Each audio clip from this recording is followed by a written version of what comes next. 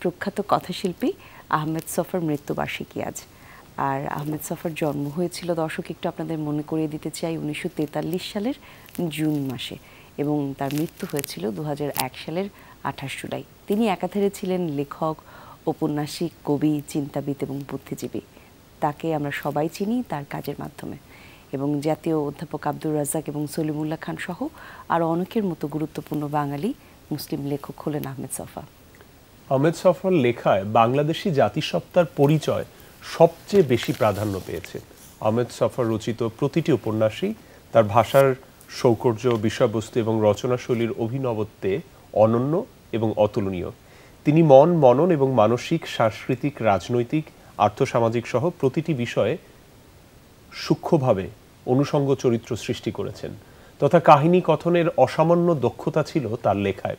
সংগ্রামী চেতনা, আপসীন মনোভাব এবং জীবন ঘনিষ্ঠ সাহিত্যের জন্য সারা জীবন অকৃতদার এই মানুষটি আজও অগণিত পাঠকের হৃদয়ে বেঁচে আছেন।